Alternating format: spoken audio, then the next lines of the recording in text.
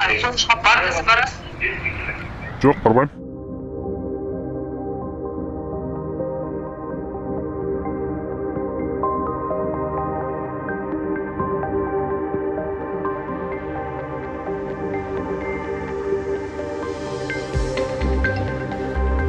Поездка качан келгени белгисиз, мен просто аялым көргөздү, анан кийин бекер кылыпсың деп эле неме кылып айтып койгом.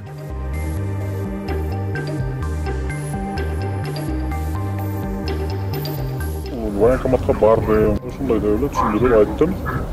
Просто бекитип койгон экен, кечинде алдым, уже бүгүн эртең мен келдим деди. Сен уже бизде запасной солдатсың деди, уже 300 000 адам толду деди. Бошсуң деди, кете бер үйүңө деди, эсин анда будет сени чакырабыз деди.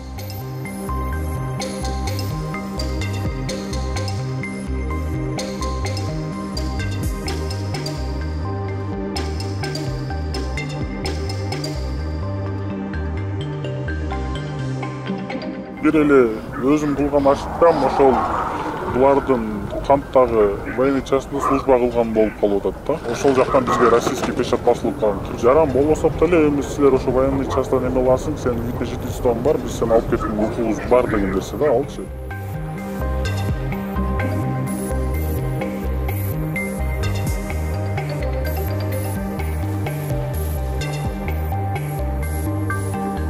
Вид на жительствону отказ кылып неме кылышың керек экен да.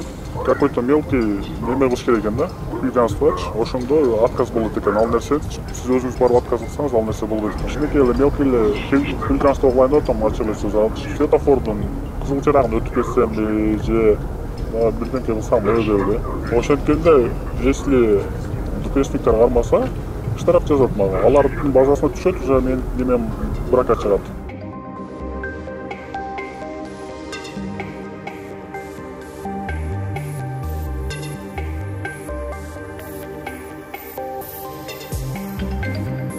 Көбүнө келди, ачамчасы, РУПсы баарына келди, видеожительствосу баарына келди.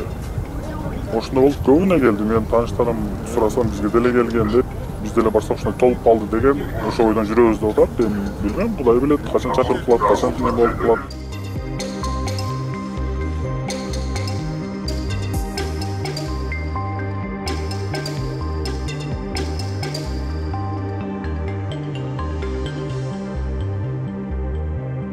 Бул согуш биздики эмес да.